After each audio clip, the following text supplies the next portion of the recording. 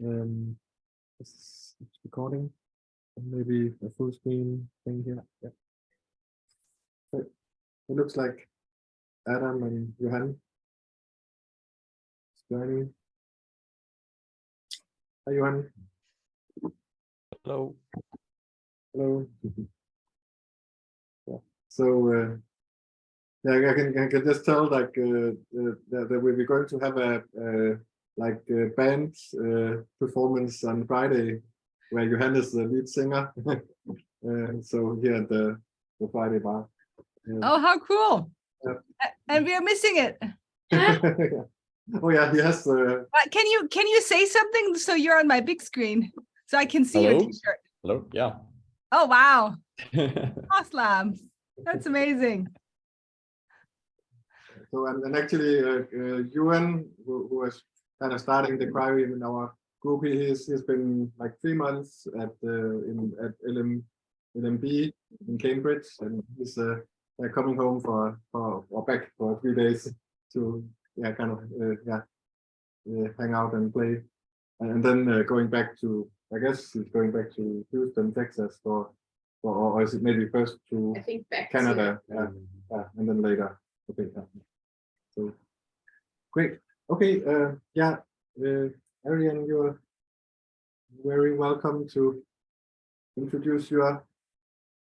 Yeah, so maybe just an update for you guys, because I think it will also be important for this consortium. But so we applied for a new microscope, and so we're super busy to prepare the site visit. So Monday we will get the funding agency coming, visiting our site, and then they will decide if we get a new microscope. So cross all your fingers. I think it will be amazing if we could get it. And I think then Adam will be able to collect data on the latest and greatest microscope. Well, could you give the tech specs of that microscope that you are wishing for? What's the? So it will be a Titan Cryos, the G4, the new one, with all the bells and whistles. So with a Selectress energy filter and a new Falcon direct detector. So like all what we could wish for. So it's ideal for both single particle and tomography. Mm-hmm. It will I think speed up data collection. So in our case for tomography, I think we will get more data in the same amount of time. It will be higher quality. For single particle, I think especially also it will be higher quality. But I think for us and our project, I think that the most important thing, it will be a more reliable machine, because at the moment, our instrument is still collecting data fine, especially in a tomography quality. It's okay. But it has, it's an aging microscope, and like an old car, it has, some issues here and there. And we had trouble with the company in the recent past to come and fix it. And like one of the issues actually is that the engineers are now all trained on the new generation of microscopes. So they are making mistakes by, like trying to fix old microscopes. And that has been, slowing us down. And like, if a microscope breaks, usually the repair times are just unacceptably long. So I really hope we get the new one. It will really help us speed up things. Although if we don't get it, we still have a working microscope to do the work. But so if you get the new one, are you then going to keep the two? So you have So we will replace one of them. So we have 2 microscopes, and but they're a bit different. So one has a CS corrector, which at the time was considered like, if you really want to go to high resolution, you want this corrector. But it turns out it really slows down data collection. It prevents some form of automation. So it is really not a preferred microscope. So even the single particle people, no one wants to use this machine anyway. So it's the less liked instrument anyway. So we would replace this one. And the current working horse that we have now will keep running. So we will still have 2 microscopes that are both running, both suitable for our type of work. But like a new one would be really nice. Fantastic. Fingers crossed. Yes, cross your fingers. And it's Monday, so they only told us last week. So it's a bit hectic here. And so everybody is already a bit tired. So if I don't make sense, please, please stop me. I'll try my best.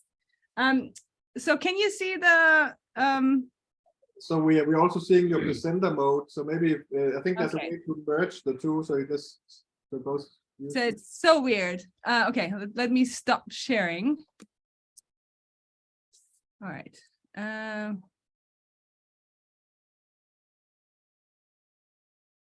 Okay, let's try this again. Great. What about now? Is it working? Yeah, it's very good. Perfect. So I will just give like a broad overview over what Adam and I are hoping to do in the next coming years in our project.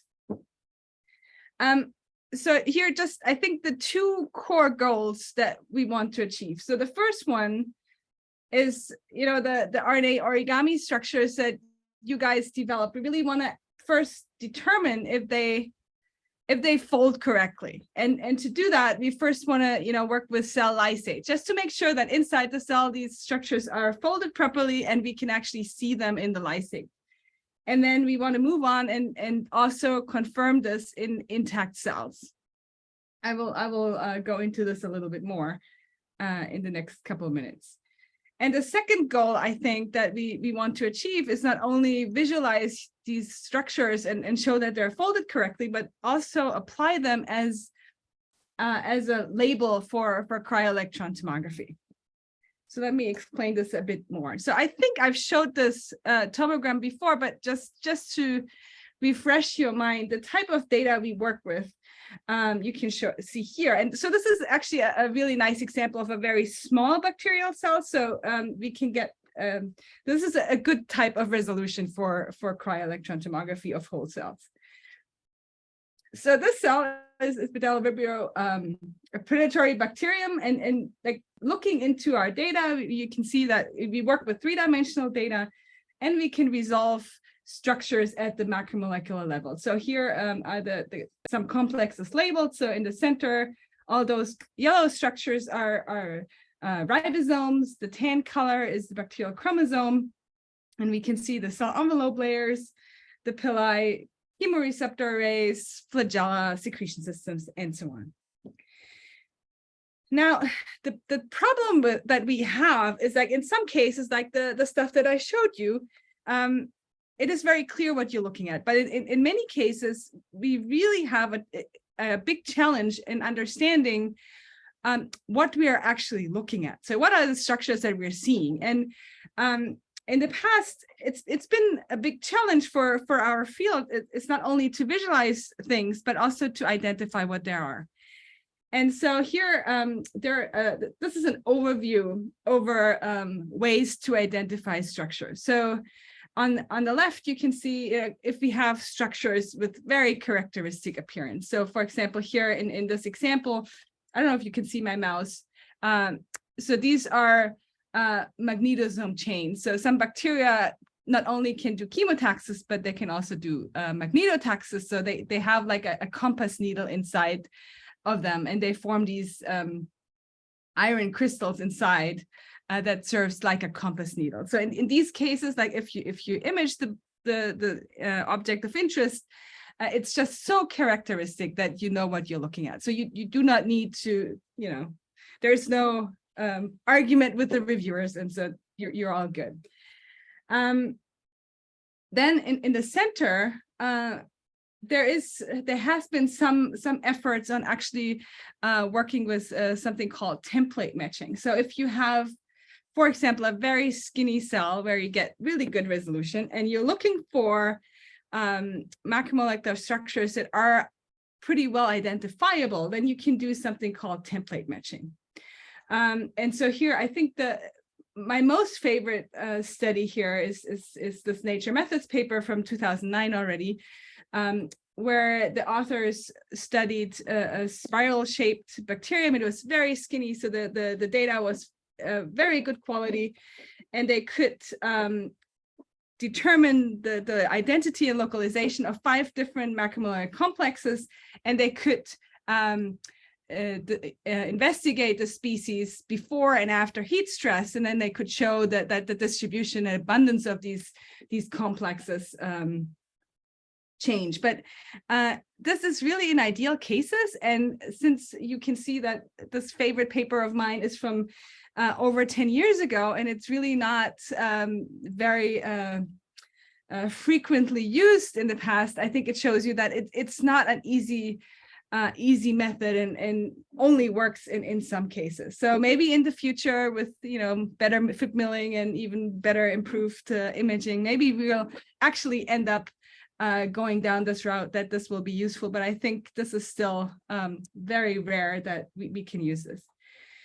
And so I think the most common way of identifying your structure of interest are actually very elaborate mutant studies. So you take data sets and then you generate mutants, you overexpress, you deplete the protein of interest, and then you compare all these data sets.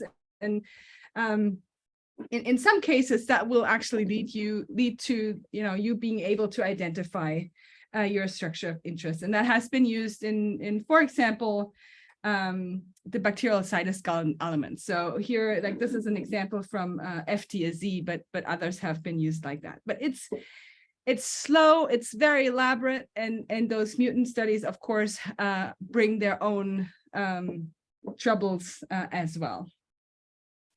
Now, I think that the whole tomography field, I think ever since I've been working in this field, really wanted something equivalent to a GFP for cryo-AT data.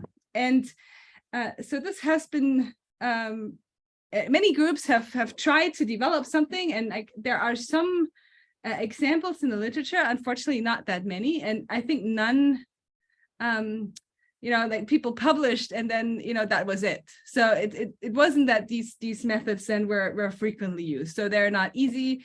Oftentimes these labels that people have used are gigantic, so they're like, for example, these ferritin cages filled with ferritin that people have used, for example, here in this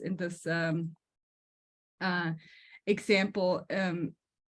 There's some degree of success, but I think nothing really has stuck.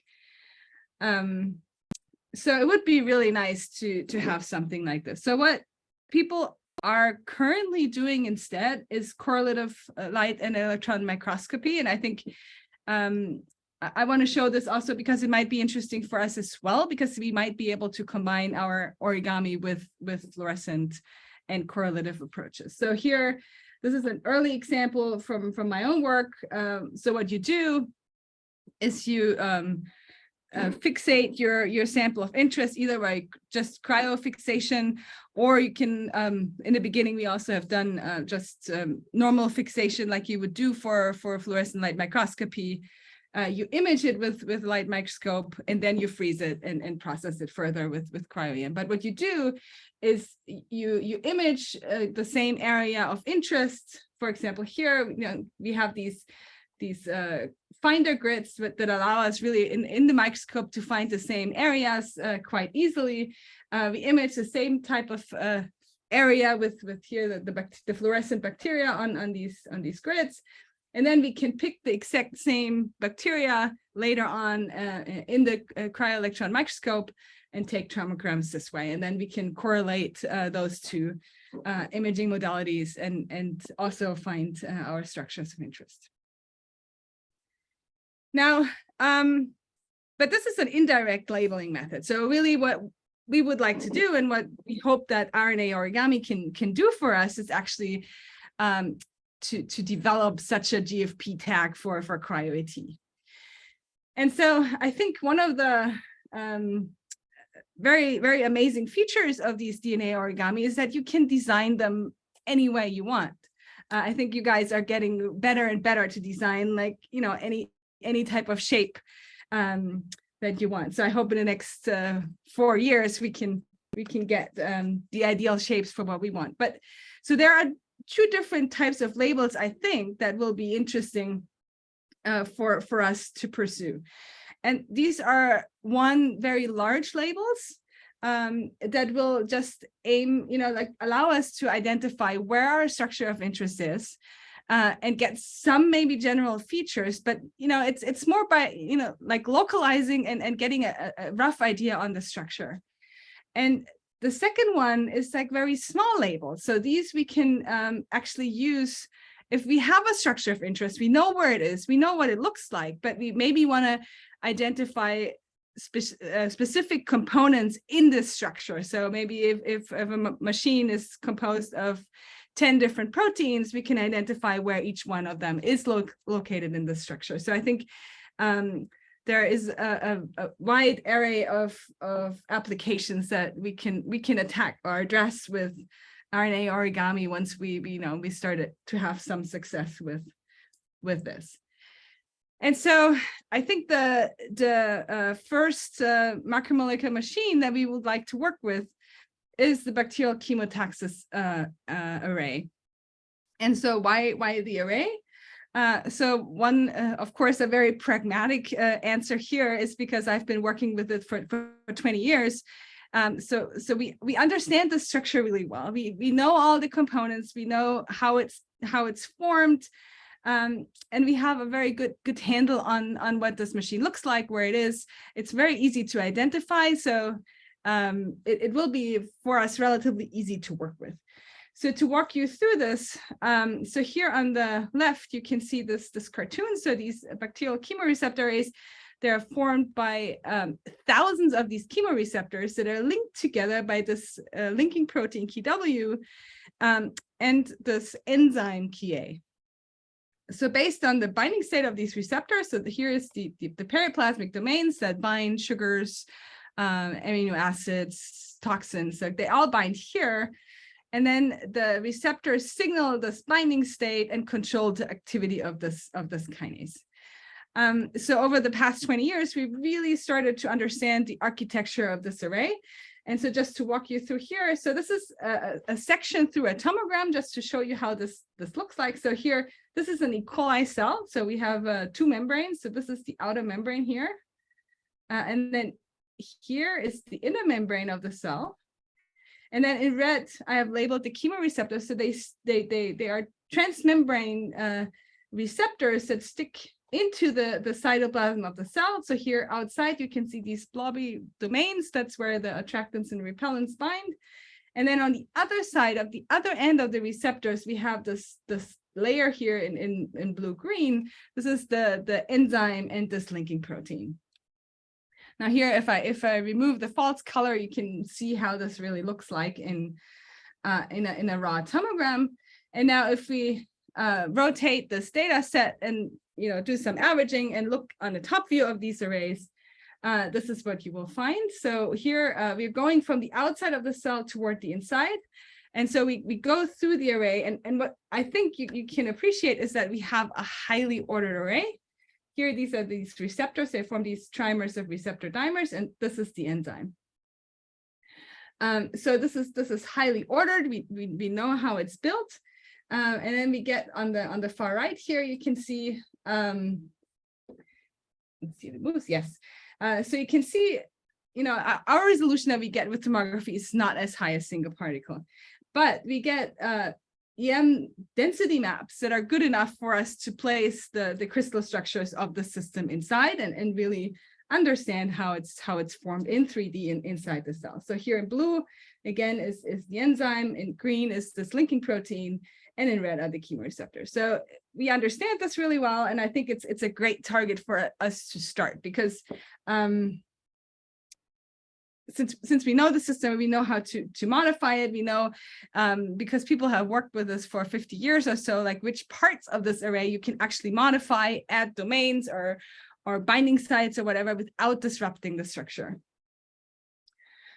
So here is a model that we built a couple of years ago based on some data. So to activate this array, so here in pink are the chemoreceptors, and you can see a structural change of the receptors. They open up, and that triggers the activity of this kinase. So it releases two of these domains, and then it becomes active. Now, so the idea is to not touch the structural core of the system, but to really look into these linkers that connect these two flexible domains here, and attach an origami label there. So here, I just want to take a brief detour and just explain to you, the different types of samples we are working with. So on the top, you can see an intact E. coli cell, and then on the bottom, a very thin sample. And so these are both, what you see here, both chemoreceptor arrays in the top view on the left and in the side view on the right.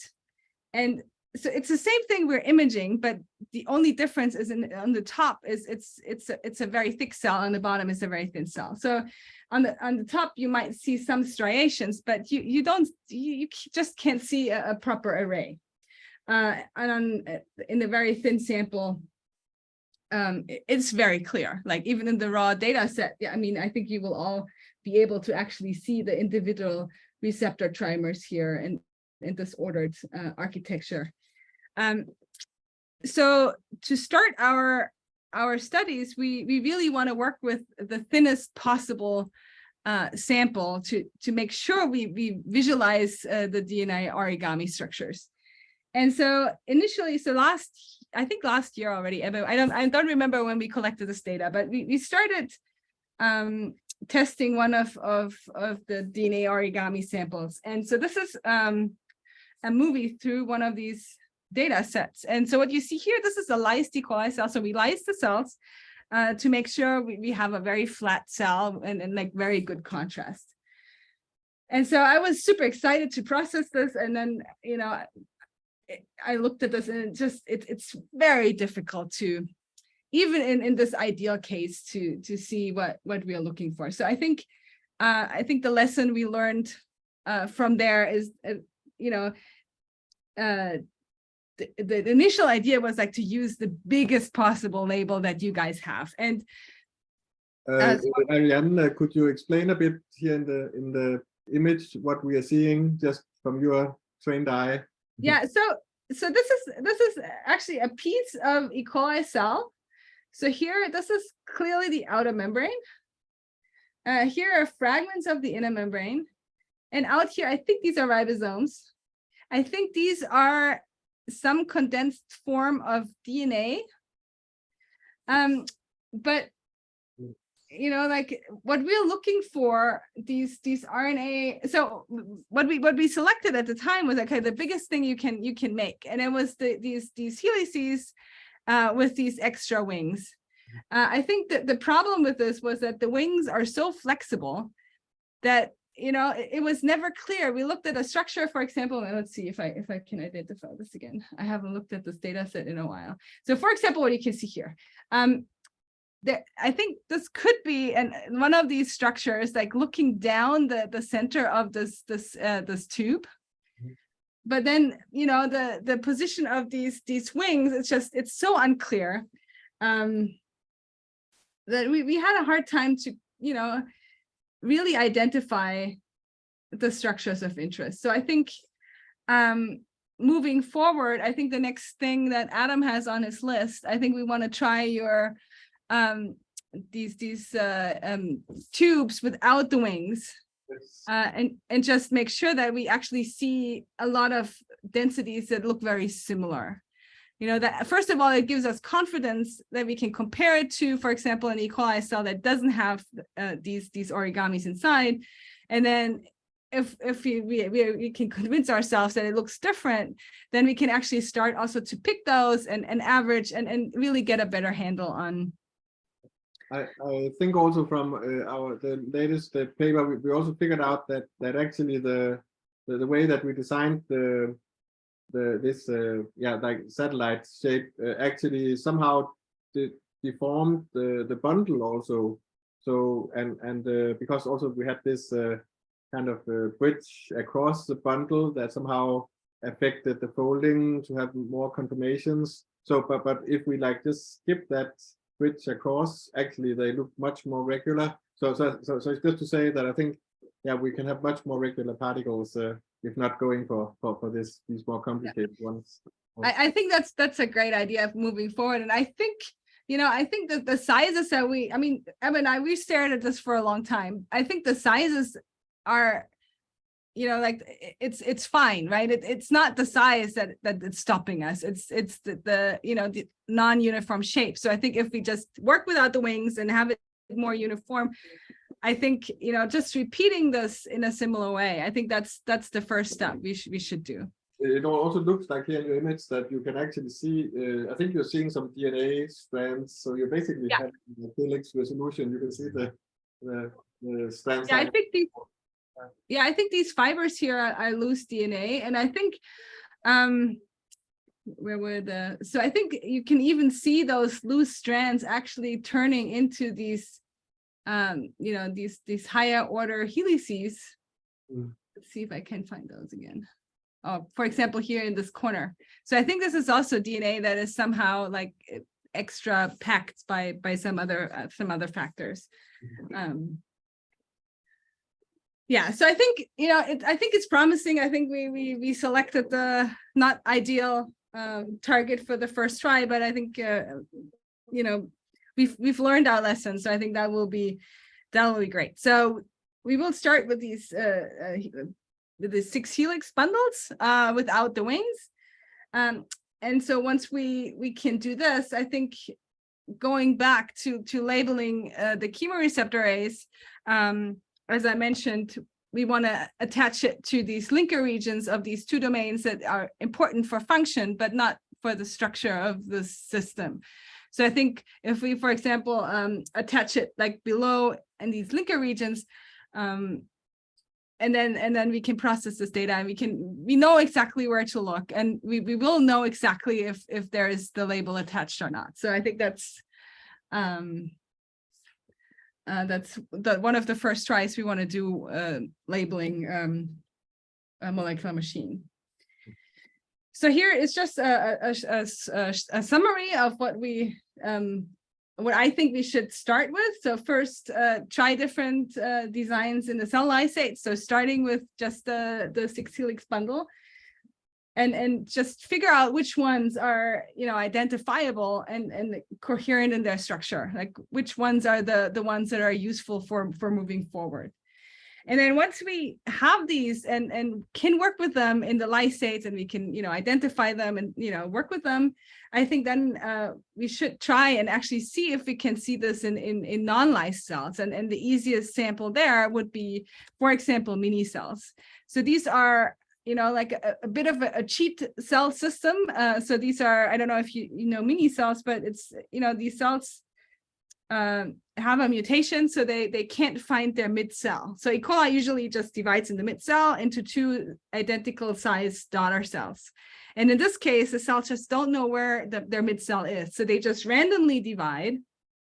And a fraction of these divide right at the pole. So they bud off a small zombie cell. So these cells don't contain DNA. But they're not lysed, and for example, for chemotaxis and flagella motility, they're super useful because they can still swim around and respond to chemoattractant, and like they behave like a real cell, but they don't contain DNA. So I think these would be a really nice next step, and then maybe we can think about moving into intact non-mini cell systems. But I think that's a bit further down the road. And then design and test these small labels also to attach to molecular complexes. So I mentioned the chemoreceptor arrays, we can also think about the flagella motor or cytoskeleton. So these are all structures that we have worked with tomography, and they would be good targets for it. For example, like the FTZ ring, I think if we could attach something there and like really have the nice labels at the mid cell of a dividing cell, I think that would be also really cool. Yeah, so I think I still have this in here, like these inside out origamis, but I think Ebbe already mentioned at some point that this might not be suitable. Could you kind of mention the idea again? Just it might be that I'm. Yeah, so the idea is coming from some thoughts we had on gas vesicles. So gas vesicles, I don't know if you guys have heard about these, but some bacteria and archaea have these gas vesicles inside that they use for buoyancy and, like, you know, aligning themselves in the water column. And these basically are structures. They form these, you know, these what is the shape called? Like these are tubes with these pointy ends, and they just exclude everything inside. So they're empty inside, and then if you image them in the microscope, they appear white instead of dark. And so, you know, we thought for some time that actually those might also be a fantastic label, for example, to just identify a cell type, because, like, looking at it's very striking. I forgot to put an image here, but these are, you know, just bright white, and like everything else, like for example, also the RNA origami or you know, like protein densities, they're different shades of gray, sometimes quite hard to see, but these gas vesicles are just bright white.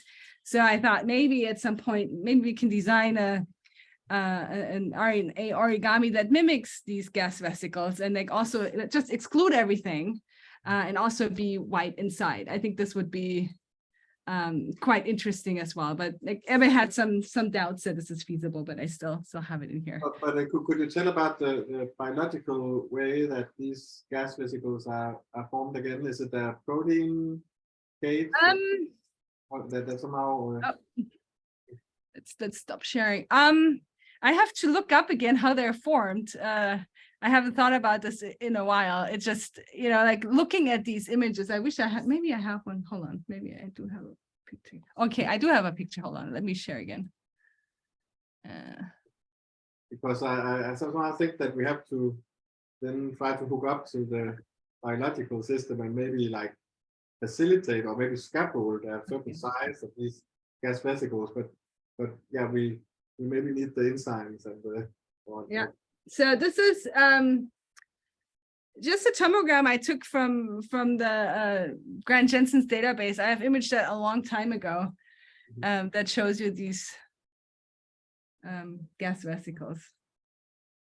So you see these bright white diamond shaped here.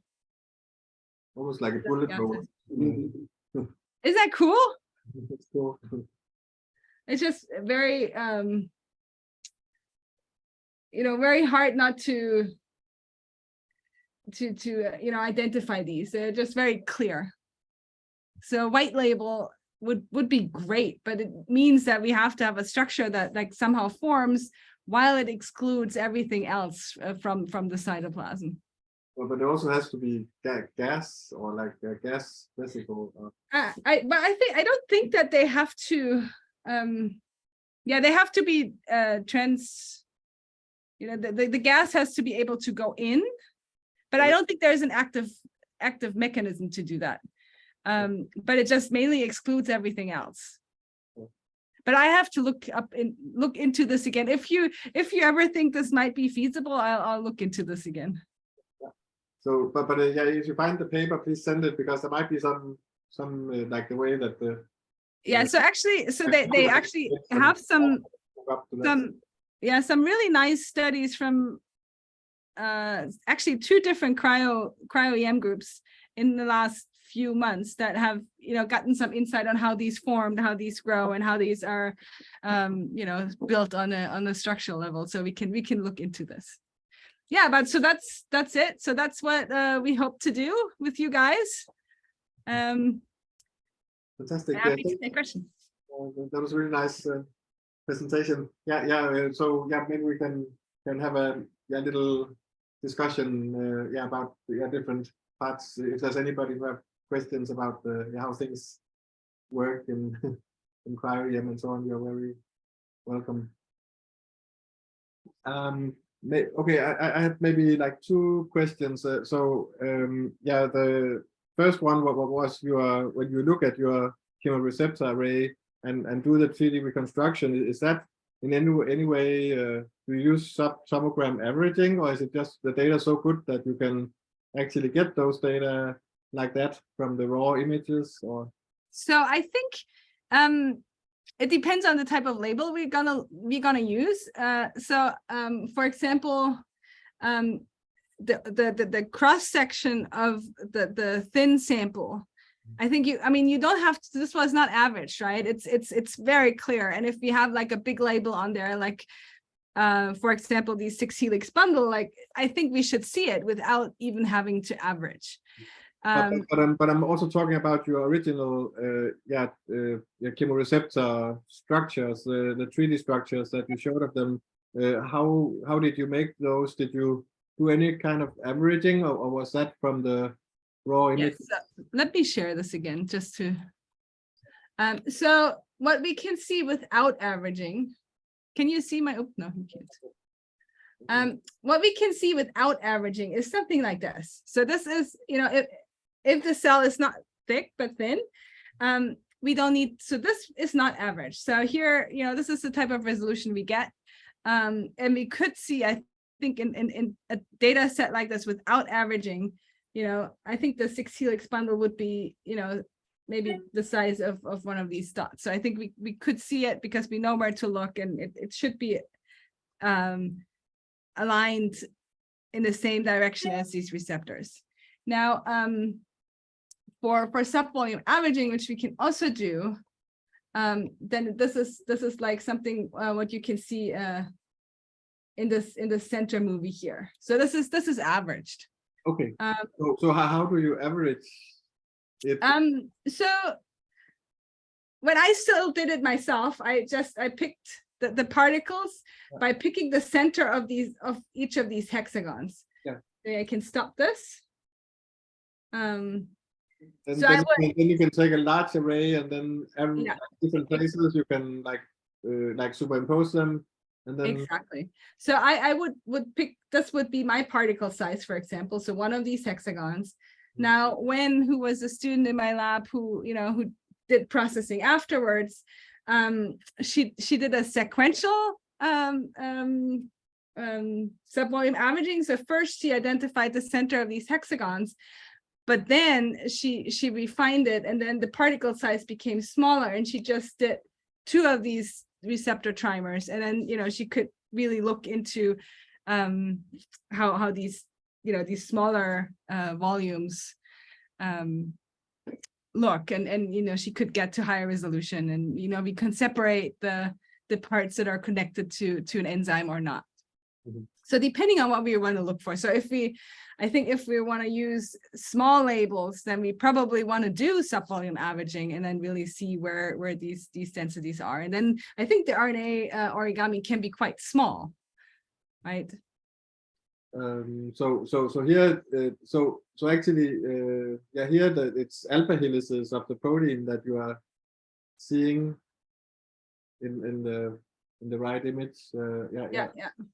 So it's really high detail, and RNA is much bigger in a sense. So I think an RNA would be a full bundle or a full hexagon. So maybe to mention, so Adam has not done imaging of the 6 helix bundle yet, but what Adam has done is, so he to get his feet wet, he started collecting data on the mini cells that have these arrays. And like did you collect the last week, right, Adam? So we got the chance to test the factory scope of Thermo Fisher. So they also have like the nicest microscope there, and we talked our way into getting time there. So I think Adam will see how far he can push actually the resolution, with this new methods. And we do have a new mini cell system that I think will be more suitable. So I think we might actually get to much better resolution than what you see here. Great. Then I had two general kind of topics that we could discuss. One is somehow this connection between the in vitro folding of the RNAs and then actually proving that they fold inside the cell. So that's a bridge that we somehow have to cross to be sure that what we are aiming for here is feasible. Of course, like if we express the 6-helix bundle and observe it in the cell, then that's the proof.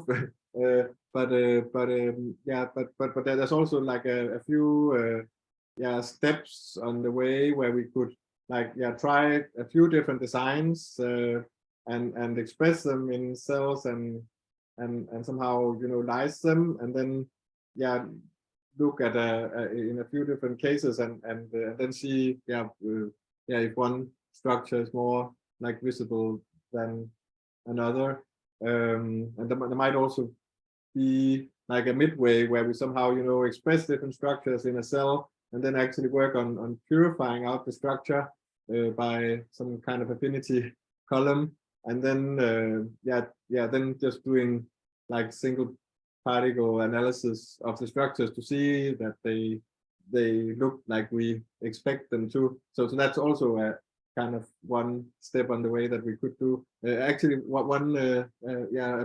Nikolai, who we plan to get in as a PhD student on our side here, he actually is going to work for have a little project the next half year on purifying several different origamis and then having them ready for. Yes, so that's pretty cool. So you could actually, I think, if you purify them in Aarhus, you can actually maybe freeze grids because you know how to do that. And then maybe we can send a dry shipper here. Adam can collect the data here. So I think that might be very efficient, and we can do, tomography on the sample as well. Yeah, because then it's also important to somehow exactly have the experience with what the structure looks like in the purified state, so that then it becomes easier to know what to look for in the. Yeah, I think that's a great idea. I think that would be very good. And we have very good success with using the dry shipper and shipping samples around. So we routinely do it in our facility, and I think it works quite fine. And I think that the main thing is that I think it could be nice to try different bundles. I think somehow the bundles is maybe the greatest, because all of these aligned helices, if you look at them from the top, they'll be super visible. So trying like 6 and 8 helix bundles and different kind of them, I think we can try that. And then we also have then there is one issue that I just want to mention. This is that have like in the standard origami design, we have all of these helices that are very tightly kind of packed against each other, and we actually don't know how well that works in the cell. But then we have a new kind of design, which is some kind of like triangular structures over under design, and we can actually in principle make them quite large. And here also it's a bit like this that Siemens did these crystal structures out of these type of structures, and actually here you have like they can make a full crystal, and they have like 3 directions of helices in the crystal, so you can actually see it from 3 sides. You suddenly get all helices like perfectly aligned in that's super cool. Like I think my 10-year vision would be that we have like also different shapes that we can use to label different things in the cell simultaneously, right? So we can label the arrays and the cytoskeleton and whatnot. So if we had at some point like an arsenal of potential shapes, that would be amazing. Yeah. So but I think it's kind of the first step, because what we've been doing until now is all like in vitro stuff mostly. We've been trying a few things in vivo, but I think definitely the next stage is to try like maybe 5 different designs expressed in cells and somehow characterize that they fold as we expect. I mean, I would be happy to send you our dry shipper, and then you can fill it and ship it back, and we can take a look. I mean, I think that's a great idea. Like even before going into like the cell lysates, if you could try and purify it and put it on a grid and ship it, I think that would be amazing. That's a good start anyway. Just I feel comfortable doing it that way, because then we somehow know that they are ready for prime time. Yes. I was thinking, couldn't you take the lysates and then add some maybe gold particles with DNA on, and then kind of soft purify in your lysate? So when you put them on the grid, you have a big black dot, and then around you have all the origamis. I think that we could also try that. I think the original idea was to, just touch it at the least, the least amount, and hope that we actually can identify without trying to do anything else. Maybe we were too ambitious at the time. So I think we could totally try that, and I think it might make our life easier in the beginning.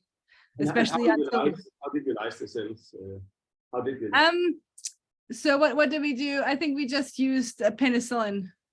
So this is something we typically use because like this antibiotic weakens the cell wall where it grows. So at the division site. So these cells then often break open in a very defined way, and like the poles are, like kind of sometimes more intact. Let's put it this way. So we try to lyse them very gently without disrupting them too much, and this is a good way that we have been using for a long time. But you can also use lysozyme or your other methods of lysing them. But this has been working well for us. But we can try something else if there's any concerns about that.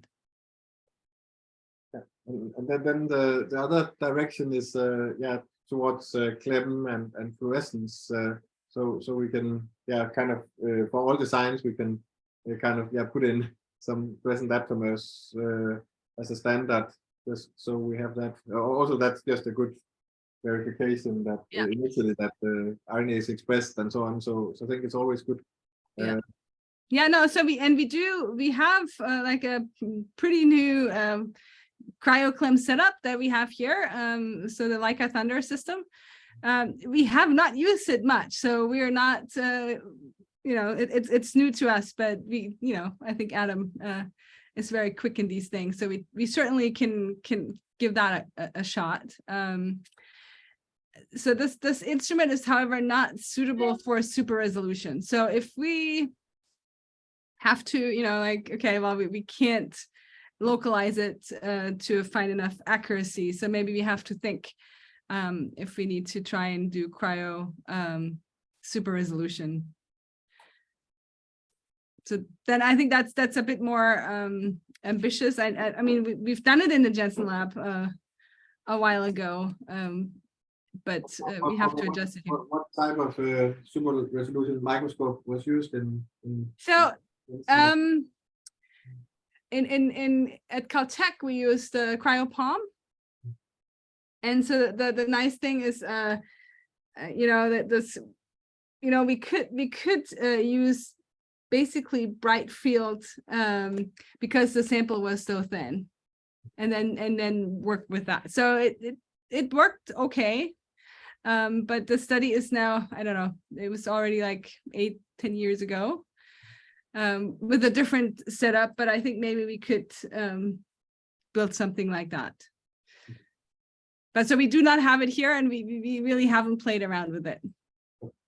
But so we could try the standard correlative approach first, and if that is not accurate enough, then we have to think about maybe how to adjust it. But that can be something down the line, and I also think somehow it maybe becomes most important if, like at a later stage, if the labels work in bacteria, and then moving to larger cells and so on, then the labeling becomes more of I agree. Then maybe what about the line over to the bioinformatics? So of course that the template matching is kind of a bioinformatics problem of kind of annotating a tomogram. So I guess you have a ribosome from the database, and then somehow you search with that volume through your tree space or your tomogram, and but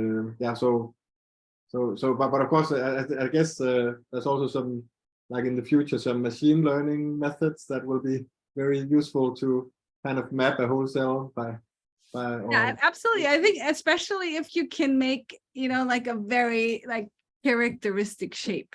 I think it's not so much the size, but if the shape of the origami is just so unusual, I think it would be a great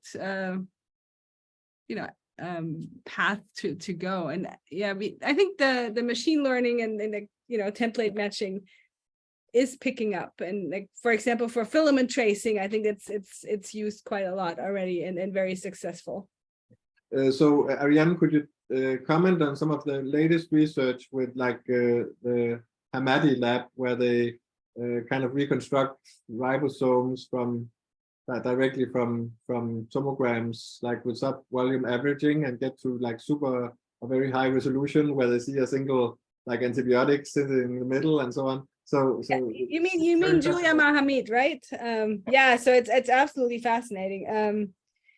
But so what they do is they freeze their sample and then they thin it down with FIP milling, so that the sample that it's not a whole cell, right? It's just a fraction of like a really thin slab of the cell, and that gives them just amazing resolution. And then they pick the ribosome, which is just very abundant. So it is an ideal case, but it's impressive what you can do. I think in that sense, like the resolution you can expect if you for example go for a ribosome in a FIP milled cell, it is becoming amazing, right? Like 3.5 angstrom or something, that what they got. In intact cells, I don't think we will, you won't get there. And I think we have to think really carefully what we need, right? What do you need the resolution, right? It just depends on the research question we want to ask. Mm-hmm. We do have a FIP mill instrument here, so we can certainly make use of that as well. But for example, if you have a low abundance protein, you might have a very hard time, especially if you slice the cells. Like the chance of the complex of interest then still being present is quite low, for example. So it's the ribosome is really an easy target for this type of pushing resolution. So I don't think we will get to that point unless we decide, okay, we really need to show something that's very high resolution, then we can maybe think about doing something with the ribosome. Good, thanks.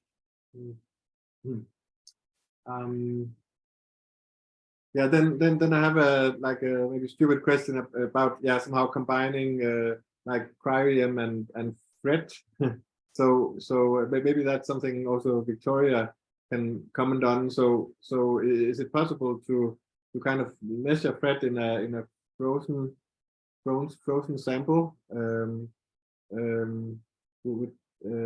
don't know if I can comment on that. So the fluorescent properties will change. So we might have to design the fluorophores, or think about the fluorophores system and how it changes with temperature. But otherwise, it should be possible. You just have to think about what fluorophores to use, and I can help with that when we're there. Yeah.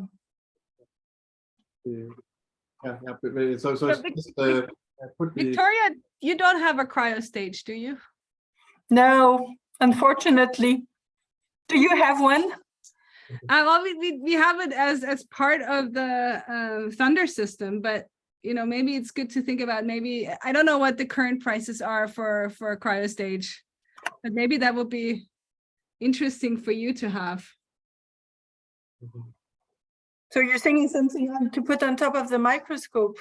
So so you can buy these stages that you can just put as a just change the stage of a microscope. Those there's, for example, a Lincoln stage, but they're like different vendors. I haven't looked into this in a while, but I'm not sure what the current price tags are for these. Okay. Yeah, if you have a preferred one that you know works well, maybe you can send us a model and a note so we can have a look what it is and how it's. Yeah. And maybe I have to update my own because I was well aware of them until maybe 5 years ago. So I need to look into the latest updates. But I think that might be something to keep in mind. Maybe that would be good to have for you, because you have the nice microscopes, right? So if you could, you know how to handle those. So if we could put a cryo stage on those, that might be really nice. That could be interesting. Then I just had one thing I wanted to mention. That is this collaboration that we had with these like the Molecular Foundry at Berkeley. Where we've been trying to look at some of the origamis, like reconstructing the structure of the single molecules there, so just to give an update there, then these guys were a bit like originally looking at like other nanoparticles and so on, so they were not so experienced with biological particles. So initially they used kind of a too high electron dose. It was something like 300 electrons per cubic angstrom or square angstrom, sorry. And that was of course very high, but they actually managed to get out the satellite shape. We could see it, but maybe it was a bit destroyed and such. And then we got some like feedback from the reviewers that was crazy high, but now they went down to like 120 and 50 electrons per square angstrom, and still got the same shape, and now actually they look better. So that was the story there. And then so that we're trying to get that to be part of like just a little story in this paper, the main paper.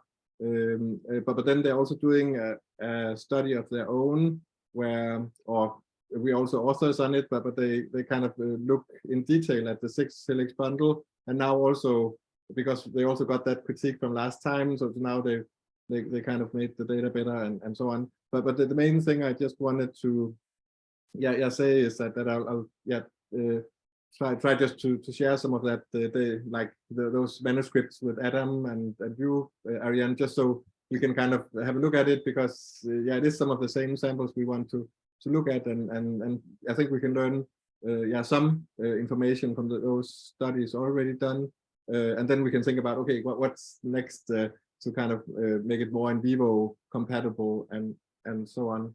But then I also just want to mention that we actually have a chance to keep them working over there if we want, because we kind of made an application for the Molecular Foundry for a year to come, where they are okay to look at samples for us. So if we have some samples where we want them to try to look at the single particles, and what we found out was that a single particle is not just a single particle. Actually, it's quite like a population of conformations, and it's pretty interesting to look at, but also it somehow tells you about how the real molecule looks that you're going to look for in vivo. So I think these data can be valuable. So maybe we can just think about some of the samples that we are analyzing here, made the more like expressed in vivo and so on. We can maybe send an in vitro transcription to the guys at Berkeley, and then they can help us understand some of these things better. So I was just thinking that so it's also, I don't think it's overlapping in a sense. It's more like it could be just some extra data that could help us achieve our goals. So so that was my Okay, thanks for the update. It's good to know.